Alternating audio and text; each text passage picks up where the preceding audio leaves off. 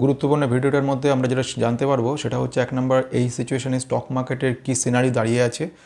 IT স্টকগুলো দারুণভাবে ফল করেছে, বিশেষ করে লার্জ ক্যাপ কোম্পানিগুলো, এবং কি মার্কেটের সিচুয়েশন এখন দাঁড়িয়ে এই কেন ডাউনফল আগামী দিনে আসতে চলেছে বলে অনেক স্পেশালিস্ট বলছে, এবং এর ফলে অনেকের ক্ষেত্রে বলছে এখন ইনভেস্ট করতে না করছে বা ওয়েট করতে বলছে, অনেকের ক্ষেত্রে কিছু পরিমাণে এক্সিট করতে বলছে। এই ধরনের বিভিন্ন ধরনের টার্মোয়েল সৃষ্টি হয়েছে। তো আজকের এই গুরুত্বপূর্ণ ভিডিওর মধ্যে জানতে পারবো 5টা ইম্পর্টেন্ট রিজন রয়েছে কী কারণে মার্কেটটা ডাউন রয়েছে এবং আগামী দিন এক্সপেক্ট করছে ডাউন হওয়ার সম্ভাবনা।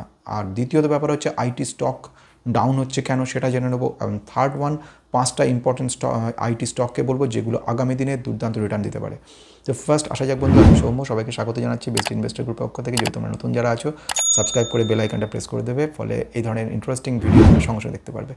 তো আসা যাক, যেটা ইসরায়েল এবং ইরানের মধ্যে যে যুদ্ধের সিচুয়েশন তৈরি হয়েছে, এই একটা মারাত্মক টেনশন তৈরি হয়েছে। এটা হচ্ছে মিডল ইস্টের ক্ষেত্রে জিওপলিটিক্যাল একটা সিচুয়েশন, তার কারণের জন্য কিন্তু সেটা হচ্ছে weak global market. Weak global market বলতে after escalation in the Middle East যে সিচুয়েশন তৈরি হয়েছে, তার ফলে কিন্তু সেলিংয়ে প্রেশার তৈরি হচ্ছে, এবং এই সেলিং প্রেশার থাকার কারণে গ্লোবাল মার্কেট জুড়ে এক ধরনের প্যানিক ক্রিয়েট হচ্ছে। ফলে সেকেন্ড সিচুয়েশন সেটা।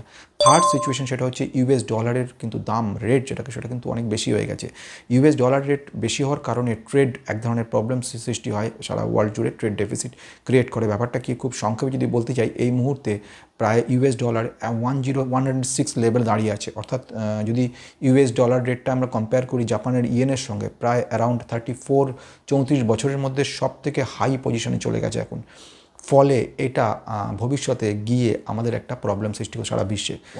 ফোর্থ ওয়ান হচ্ছে সোরিং ক্রুড অয়েল প্রাইসেস, অর্থাৎ ক্রুড অয়েল প্রাইসের ঊর্ধ্বগতি সৃষ্টি।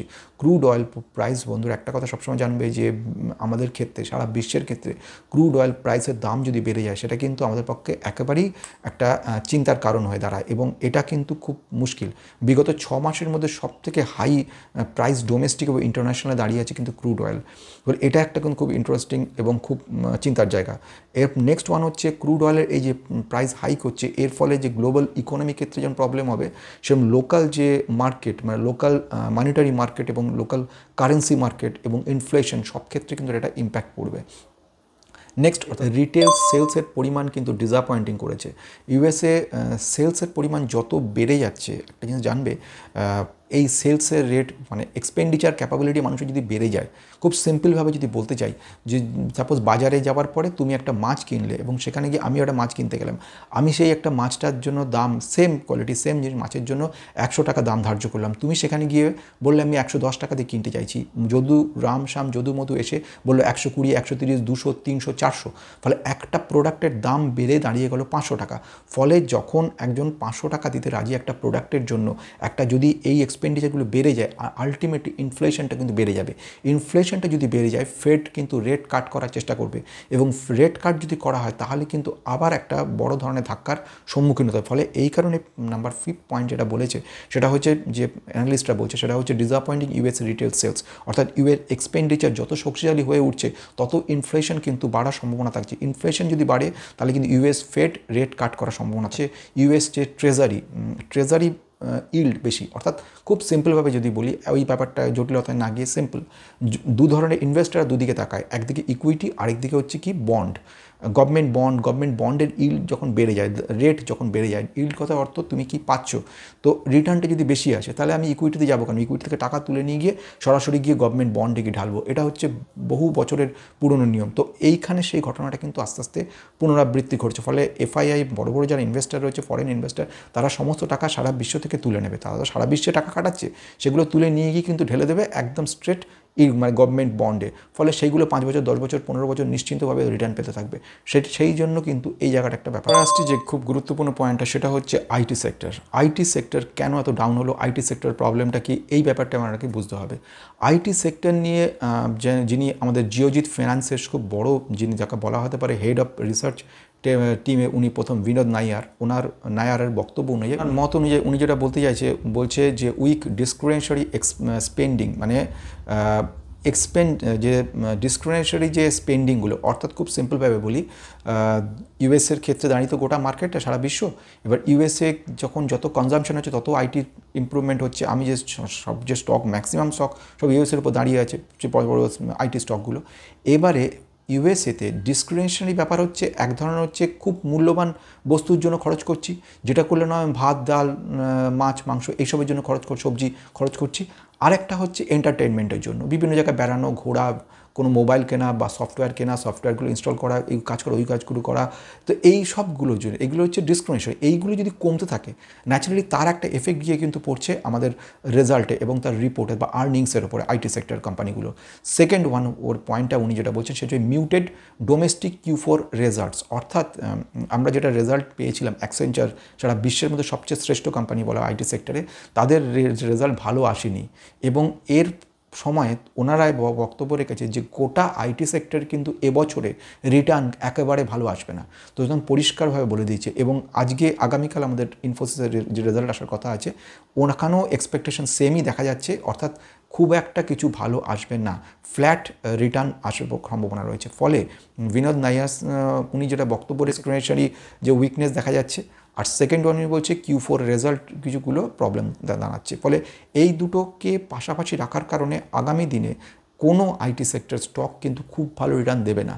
আর এটা মোস্ট প্রবাবলি এই সিচুয়েশনে আমাদের কাছে একটা বড় সুযোগ বলে মনে হবে। কিন্তু কোম্পানিগুলো ফান্ডামেন্টালি অসম্ভব স্ট্রং হতে হবে। আজকে যে 5টা স্টককে নিয়ে আমি এখন বলতে চলেছি, প্রত্যেকটা ফান্ডামেন্টালি স্ট্রং যেরকম রয়েছে। সেকেন্ড ওয়ান হচ্ছে তারা কিন্তু রিস্ক ক্যাটাগরি অনুযায়ী বেশি থেকে কম করেছি। প্রথম দিকে যেগুলো রেখেছে সেগুলো হচ্ছে হাই রিস্ক কম, আর শেষের দিকে সবচেয়ে বেশি রিস্ক রেখেছি। ফান্ডামেন্টালি প্রত্যেকটা ভালো, return on capital, return on equity দুর্দান্ত রয়েছে। সেকেন্ড ওয়ান প্রোমোটার হোল্ডিং ভালো রয়েছে। থার্ড ওয়ান ঋণের পরিমাণ খুব কম রয়েছে। ফোর্থ ওয়ান ডিভিডেন্ড ফ্যান্টাস্টিক দেয়। সিক্সথ ওয়ান সেলস গ্রোথ প্রতি বছরে বছরে বাড়ছে। ফলে প্রতিটা পয়েন্ট দেখে নিলে প্রত্যেকটাই কিন্তু ফ্যান্টাস্টিক। যে স্টকটার ক্ষেত্রে ফার্স্ট আমি চলে আসবো, সেই স্টকটা অসম্ভব ভালো রিটার্ন অন ইকুইটি দিচ্ছে। Capital employed 28.3, return on equity রয়েছে অ্যারাউন্ড 23%। অসম্ভব ভালো রিজার্ভস রয়েছে, রিজার্ভসের পরিমাণ হিউজ, 65,140 কোটি রিজার্ভসে রয়েছে। অসম্ভব ভালো হয়েছে কোম্পানিটার market capitalization 4,890,000, large cap company. অথচ যদি মার্কেট এই মুহূর্তে দেখো 1470 current market price, intrinsic value হচ্ছে 1105, পিই রয়েছে এই মুহূর্তে 25.5, আর ইন্ডাস্ট্রি স্পি রয়েছে 30, ফলে not over valued. Next one হচ্ছে প্রোমোটারের সংখ্যা 60.8, অ্যাবোভ 50%। নট অনলি দ্যাট, তুমি যদি দেখে নাও কোম্পানিটা আইটি এবং বিজনেস ইন্টেলিজেন্সের উপরে প্রায় 72% রেভিনিউ পাচ্ছে এবং আদার ইমার্জেন্সি সার্ভিস থেকে পাচ্ছে 16% রেভিনিউ। কোম্পানির নাম হচ্ছে SCL টেকনোলজিস লিমিটেড। অসম্ভব ভালো ডিভিডেন্ড দেয়, অসম্ভব ভালো কোম্পানি, অথচ বিগত বেশ কবছর ধরে দেখছি আমরা রিটার্ন কিন্তু তেমন দিতে পারছে না। অথচ কোম্পানির সব দিক থেকে ভালো। একটা ছেলে সমস্ত দিকে পড়াশোনায় ভালো, সে রীতিমতো পড়াশোনা করে, স্টুডিয়াস মেরিটোরিয়াস, সমস্ত প্রতিটা কোশ্চেনের উত্তর ঠিকঠাক দিচ্ছে এবং উত্তরগুলো সঠিক এবং জেনুইনভাবে সিরিয়াসলি সে পড়াশোনা করেছে এবং এক্সপেক্ট করছে ভালো রেজাল্ট। এই মুহূর্তে রেজাল্ট যদি ভালো না হয়, আমরা না ছেলেটাকে কোনো দোষ দিতে পারবো না, আমরা সিচুয়েশনটাকে কিছু বলতে পারবো। আমরা এক্সপেক্ট করবো আগামী দিনে ভালো করবে এবং করবেই। ইট হ্যাজ বিন প্রুভড, আগেও প্রুভ করেছে, ভবিষ্যতেও প্রুভ করবে। অত তুমি দেখে নাও বিগত ম্যাক্সিমাম রিটার্ন দিয়েছে 1100%-এর বেশি, অথচ 5 বছর রিটার্ন তুমি দেখবে 158%, খুব বেশি নয়, এবং 1 বছর রিটার্ন 42%-এর কাছাকাছি। কোম্পানিটা যদি যেটা বলছিলাম, মাইক্রোসফটের সঙ্গে কোলাবোরেশন রয়েছে, সিসকোর সঙ্গে কোলাবোরেশন রয়েছে, EMCর সঙ্গে কোলাবোরেশন রয়েছে, SAPর সঙ্গে কোলাবোরেশন রয়েছে। দুর্দান্ত কোম্পানির, ডিভিডেন্ডও ভালো দেয়, ফ্যান্টাস্টিক। আমি চলে আসবো সেকেন্ড কোম্পানিতে। এই কোম্পানিটিও দুর্দান্ত লার্জ ক্যাপ কোম্পানি, খুব সুন্দরভাবে কাজ করছে, আর্টিফিশিয়াল ইন্টেলিজেন্সও কাজ করে, এর সঙ্গে সঙ্গে BFSIর উপর কাজকর্ম করছে। কোম্পানির রেভিনিউ আসছে খুব সুন্দরভাবে এবং আর্টিফিশিয়াল ইন্টেলিজেন্স, বিগ ডেটা, তারপরে cloud application, cloud app, cyber security system, সমস্ত কিছুর উপরে কাজ করছে কোম্পানিটা। এবং এই কোম্পানিটা ডিজিটাল সার্ভিসের উপর 57% রেভিনিউ ইনকাম করছে, ইঞ্জিনিয়ারিংয়ের উপর ভালো কাজ করছে, সঙ্গে সঙ্গে হচ্ছে ব্যাঙ্কিং, ফাইন্যান্স এবং যেটা বলা হয় ইন্স্যুরেন্স সার্ভিসেসের উপর কাজ করছে এবং ইনফ্রাস্ট্রাকচার সফটওয়্যারের প্রতিষ্ঠাতা তারা কাজ করছে কোম্পানির ইনফোসিস। কোম্পানিটির 5,37,119 হচ্ছে মার্কেট ক্যাপিটালাইজেশন, 1414 হচ্ছে এই মুহূর্তে কারেন্ট মার্কেট প্রাইস, অথচ ইন্ট্রিনসিক ভ্যালু 1139, কাছাকাছি। পি যদি দেখো কম্পেয়ার করো, এতটা ডাউনফল হয়ে গেছে, পি 24.1-এ পি চলে এসছে, ইন্ডাস্ট্রিজ পি হচ্ছে 30। ফলে এই দিকে দেখতে গেলে কোম্পানিটা কিন্তু যথেষ্ট ভালো রয়েছে। প্লাস একটা ক্যাশ ফ্লো দিয়ে একটা কোম্পানির সিচুয়েশনটা বোঝা যায়। এই মুহূর্তে যদি এর ক্যাশ ফ্লো দেখবে প্রায় ৬২,৭২৯ কোটি, 62,729 crores হচ্ছে রিজার্ভসের ক্যাশ ফ্লোর পরিমাণ। অথচ যদি ম্যাক্সিমাম রিটার্ন দিয়েছে প্রায় 12,000%-এর উপরে, অথচ 5 বছর রিটার্ন দিয়েছে 100% নয়, মানে 92% দিয়েছে। তোমার টাকাকে ডবলও করতে পারেনি, এবং 1 বছর রিটার্ন দিয়েছে মাত্র 12% মতো, খুব কোনো রিটার্ন তেমন দেয়নি, ফ্ল্যাট মুভমেন্ট করছে। রিটার্ন অন ক্যাপিটাল 40.8 রয়েছে, এবং রিটার্ন অন ইকুইটি দেখবো 31.8 রয়েছে। দুর্দান্ত কোম্পানিটা ভবিষ্যতে কিন্তু খুব ভালো করতে পারে। চলে আসবো আমরা থার্ড কোম্পানি ক্ষেত্রে। বলছিলাম একটু আগে যে আমরা কি করব, বড় লার্জ ক্যাপ থেকে আস্তে আস্তে স্মল ক্যাপের দিকে যাব, মার্কেট ক্যাপিটালাইজেশন কমবে, রিস্ক বাড়বে, ততোধিক তোমাকে রিটার্ন দেবে। তো এই যে কোম্পানিটাকে চলে এলাম, কোম্পানি ক্লাউড কম্পিউটিংয়ের যে প্ল্যাটফর্ম সেটাকে ডিজাইন করে দেয়, তৈরি করে দেয়, প্লাস A2P যে মেসেজিং সিস্টেম সেখানে তৈরি করে দেয়, বিজনেস প্রসেস আউটসোর্সিংয়ের কাজগুলো করে। এছাড়া হচ্ছে স্মার্ট সলিউশন তৈরি করে দেয়, মেসেজিং, ভয়েস এগুলোর উপর কাজ করে। এদের PaaS পাস সিস্টেমের উপর কাজ করছে, মানে প্ল্যাটফর্ম ওরিয়েন্টেড কাজকর্ম, প্ল্যাটফর্ম ওরিয়েন্টেড সার্ভিস সিস্টেম সেখানে কাজ করছে, plus SMS to call system করছে। মানে টোটাল একটা সফটওয়্যার এমনভাবে কাজ করছে যে হার্ডওয়্যার এবং সফটওয়্যার লেভেলে কাজকর্ম করা, ফার্মওয়্যার লেভেলে কাজকর্ম করা, তোমার যে ডিটেলস যে ক্লাউড কম্পিউটিংকে মোবাইল অ্যাপ্লিকেশন কীভাবে কাজে লাগানো হবে সেই কাজটা করছে। কোম্পানিটার নাম কি? Root mobile. রুট মোবাইল বেশি দিন আসেনি, 2020 সেপ্টেম্বর মাস থেকে এসছে। কোম্পানিটার রিটার্ন কিচ্ছু তেমন ভালো দেয়নি, অথচ ফান্ডামেন্টাল যথেষ্ট সুন্দর রয়েছে। যদি এর মার্কেট ক্যাপিটাল দেখো 9,901, মানে it's a small cap company, but it has huge potential capability একটা প্রুফ করার জন্য। আমাদেরকে কারেন্ট মার্কেট প্রাইস 1577 রয়েছে, এবং যদি ইন্ট্রিনসিক ভ্যালু দেখো, অর্থাৎ এই মুহূর্তে কোম্পানিটার রিয়েল ভ্যালু কত? 2,130, অর্থাৎ অনেকটাই ডাউনে রয়েছে। সেকেন্ড ওয়ান হচ্ছে আমরা যদি দেখি নর্মালি ক্যালকুলেশন, সেটা হচ্ছে পি দিয়ে দেখি ভ্যালুয়েশন কী সিচুয়েশনে কোম্পানিটা। পি রয়েছে 26.3 এবং ইন্ডাস্ট্রিজ পি 36.7। তার মানে এদিক থেকেও ভালো। প্রোমোটারের সংখ্যা 50% এবং 58% প্রোমোটার হোল্ড করে রয়েছে, এবং FIRDI কিনেছে। এবং ঘটনা তার থেকে বড়, return capital employed 22, return equity around 18.7 রয়েছে। 1 বছর রিটার্ন দিচ্ছে 23%, 5 বছর রিটার্ন দিচ্ছে 67। 5 বছর হয়নি, সেপ্টেম্বর 2020 থেকে কিন্তু কোম্পানিটা স্টার্ট হয়েছে। কোম্পানির ফিউচার প্রমিসিং ক্যাপাবিলিটি অসম্ভব রয়েছে, অথচ কোম্পানিটা এখনও পর্যন্ত প্রুভ করতে পারেনি যে how much potential capability have. তো এই জায়গাটাকে কিন্তু আমাদের দেখতে হবে, এবং ইন ফিউচার আমরা এক্সপেক্ট করবো এই একটা কোম্পানিটা আমাদেরকে কিন্তু ভালো রিটার্ন দেবে। নেক্সট চলে যাবে পরের কোম্পানির ক্ষেত্রে। অলরেডি আমরা HCL টেকনোলজিকে আলোচনা করেছি, ইনফোসিসকে নিয়ে আলোচনা করেছি, রুট মোবাইলকে নিয়ে আলোচনা করেছি। ফোর্থ যে কোম্পানিটা কথা বলবো, দ্যাট ইজ স্যাকসফট। স্যাকসফট লিমিটেডকে নিয়ে বহুদিন এবং অনেক বড় বড় এক্সপেকটেশন রয়েছে সিস্টেম অ্যানালিস্টে, যারা কাজকর্ম করে, যারা মার্কেটের উপর অ্যানালিসিস করে, তারা কিন্তু কোম্পানিটার উপর খুব পজিটিভ রয়েছে। অথচ কোম্পানিটা খুব ভালো রিটার্ন দিতে পারেনি। কি রিটার্ন দিয়েছে? রিটার্নও খুব কমও দেয়নি, রিটার্ন অফ ফ্যান্টাস্টিক দিয়েছে। এর কাজ কি? ব্যাঙ্কিং, ইন্স্যুরেন্স কাজকর্ম করে, ইনভেস্টমেন্ট ম্যানেজমেন্টের উপর কাজ করে, টোটাল সফটওয়্যার সলিউশন তৈরি করে দেয়। লিগ্যাসি সিস্টেম থেকে আপগ্রেডেশন সিস্টেম করা, সেই সিস্টেমটা ওয়েব বেসে আপ করা, ওয়েব সার্ভার অ্যাপ্লিকেশনগুলো চেক করা, তার সঙ্গে সমস্ত ব্যাঙ্কিং ডেটাগুলোকে চেকিং করা, ওরাকেল সিস্টেম কিংবা বিগ ডাটা সিস্টেমের রেকর্ড সেভ করা, কোয়ারি ম্যানেজমেন্ট তৈরি করা, ইন্টারলিঙ্ক করা, particular mobile to desktop to web server, total কানেকশনগুলো করা, সমস্তগুলো কিন্তু একসঙ্গে এরা কাজ করছে। এবং এই কোম্পানির বেশ কিছু যাকে বলা হয় মানে কমার্স লেভেলের বেশ কিছু সফটওয়্যার এরা তৈরি করেছে। এছাড়া ডোমেইন লেভেলে কিছু কাজকর্ম এরা করেছে। প্রেজেন্টলি আমি যদি দেখে নিই, মার্কেট ক্যাপিটালাইজেশন 2,996। আমি যেটা বলছিলাম প্রথম থেকে, আস্তে আস্তে আমরা কিন্তু আসছি রিস্কির দিকে। আগেরটা ছিল রুট মোবাইলের 9,901 মার্কেট ক্যাপিটালাইজেশন, এটাই চলে এসেছি আমরা 2,996 কোটি। মানে আস্তে আস্তে একটুখানি আমরা যাচ্ছি ভিতরের দিকে। কারেন্ট মার্কেট প্রাইস হচ্ছে কত? 283, আর আমার এই মুহূর্তে ইন্ট্রিনসিক ভ্যালু কত? 218, অলমোস্ট অ্যাট পার। যদি পি দেখে নিই, এর পি হচ্ছে মানে স্টকটার পি 30.8, 30.6, এবং যদি আমি দেখে নিই ইন্ডাস্ট্রিজ পি অ্যারাউন্ড 36.7, ফলে অ্যাট পার রয়েছে, বরঞ্চ একটু আন্ডার ভ্যালু রয়েছে। প্রোমোটার সংখ্যা কত? প্রোমোটার 66.6% প্রোমোটার এই মুহূর্তে হোল্ড করে রেখে দিয়েছে। যদি ম্যাক্সিমাম রিটার্ন দেখো কত? Maximum return 2,286%। যদি 5 বছর রিটার্ন দেখো কত? 800%-এর বেশি, অ্যারাউন্ড 892% রিটার্ন অলরেডি দিয়ে দিয়েছে। 1 বছর রিটার্ন দিচ্ছে কত? 77%। স্যাকসফট কোম্পানির সম্পর্কে আমি খুব পজিটিভ রয়েছি। রিটার্ন ক্যাপিটাল এমপ্লয়েড 28.4 এবং রিটার্ন অন ইকুইটি রয়েছে 22.7। অর্থাৎ এই কোম্পানিটা ভবিষ্যতে আমাদেরকে একটা বিশাল রিটার্ন দেওয়ার ক্ষমতা রাখছে। স্মল ক্যাপ কোম্পানি, এইটা ভবিষ্যতে একটা ভালো রিটার্ন দিয়ে আমাদেরকে একটা সমৃদ্ধ করে তুলতে পারে বলে মনে করছি।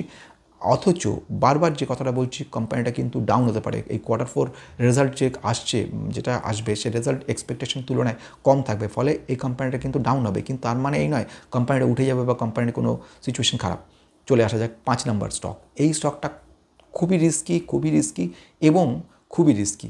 3বার কথাটা বলে রাখলাম, অথচ এই কোম্পানিটা তোমাকে একটা হিউজ গ্রোথ রিটার্ন দেওয়ার ক্ষমতাও ততখানি রয়েছে। এর কথা নিয়ে আজকে বলবো, সেই কোম্পানির নাম হচ্ছে এক্সপ্লিও সলিউশন। এক্সপ্লিও সলিউশনের কাজকর্ম ব্যাংকিং, ফাইন্যান্স এবং ইন্স্যুরেন্সের উপর কাজ করে, এবং এছাড়া কী করে, software validation, software quality checking এবং ইন্স্যুরেন্স, এই ডিটেলস কাজগুলো করে। এই যে ডিটেলস, যে ডেটা প্রসেসিংগুলো করা, ডেটা মার্জ করা বা পার্টিকুলার কোনো ডেটাগুলোর সঙ্গে যে অ্যাডিশন করা, মোবাইল সফটওয়্যারের সঙ্গে গেটওয়ে ক্রিয়েশন করা, এই টোটাল কাজগুলো, এছাড়াও আরও ডিটেলস কাজ নিয়ে এরা কিন্তু বেশ রীতিমতো কাজ করছে। এবং যদি দেখে নাও, 5 বছর রিটার্ন দিয়েছে 164% মাত্র, আর 1 বছরে কোনো রিটার্নই দেয়নি, -1%। অর্থাৎ কোম্পানি মারাত্মক রিস্কি, অথচ সেরকম কিন্তু ভালো রিটার্ন দিতে পারে। আমি বারবার যে কথা বলছি, রিস্ক তুলনামূলকভাবে খুবই বেশি।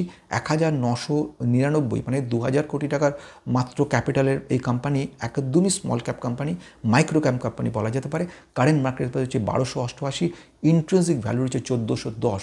অর্থাৎ বন্ধু, এখানে তুমি যদি ইনভেস্ট করে থাকো তাহলে পর এই রিটার্ন তোমাকে ভালো দেওয়ার ক্ষমতা রাখছে। Second one, P, price two earning ratio. এই রেশিওটা দিয়ে আমরা বুঝতে পারি এই সিচুয়েশনে কোম্পানিটা কোথায় দাঁড়িয়ে আছে। এখন এই মুহূর্তে পি রয়েছে 19.6 রয়েছে পি। এবার যদি দেখি ইন্ডাস্ট্রিজ পি 36.7 হচ্ছে ইন্ডাস্ট্রিজ পি, ফলে খুব সুন্দর জায়গায় রয়েছে। আমি যদি রিটার্ন অন ক্যাপিটাল এমপ্লয়েড দেখে নিই, রিটার্ন অন ক্যাপিটাল এমপ্লয়েড রয়েছে অ্যারাউন্ড 38.8 এবং রিটার্ন অন ইকুইটি রয়েছে 28.8। কোম্পানিটা প্রোমোটারের সংখ্যা 71% প্রোমোটার কোম্পানিটা হোল্ড করে রেখেছে, এবং ফিউচারে কোম্পানিটা কিন্তু খুব ভালো করতে চলেছে। আজকে আমরা খুব অনেকগুলো জিনিস কভার করে নিলাম। 1 নম্বর হচ্ছে স্টক মার্কেট ডাউনফল হচ্ছে কেন, বা আগামী দিনে কেন হতে চলেছে সেটা জানলাম। আইটি সেক্টরটাও এতখানি ডাউন রয়েছে, অনেকে আমাকে জিজ্ঞেস করেছিলে, তাদের সকলের উত্তরের জন্য অ্যানালিসিস করে ব্যাপারটা বের করলাম। 5টা স্টক এই মুহূর্তে তোমাদেরকে জানিয়ে রাখলাম, যে স্টকটা কিন্তু একদিকে প্রথম দিকে দেখেছি যেগুলো স্টেবল স্টক, যে স্টকগুলোর বেস করে তুমি ইনভেস্ট করো, ডিভিডেন্ড ভালো পাবে, প্লাস গ্রোথও ভালো রয়েছে। এবং সেটার দিকে কমতে কমতে শেষে গেলাম সবচেয়ে রিস্কি স্টক, যে স্টকটা ইনভেস্ট করলে তোমার টাকাটা কিছুটা ডাউন হতে পারে, সিচুয়েশন দাঁড়াতে পারে, আবার রিটার্ন যখন পাবে সেখানে 10 গুণ 15 গুণ রিটার্ন দেওয়াটা কোনো ব্যাপার না সব কোম্পানি। তো আজকের এই কোম্পানিটা শেষ হলো। তোমরা যারা নতুন রয়েছে সাবস্ক্রাইব করে বেল আইকনটা প্রেস করবে, আর যারা পুরনো রয়েছে তারা যেরকমভাবে লাইক, কমেন্ট, শেয়ার করো, তাদের অনেক ধন্যবাদ।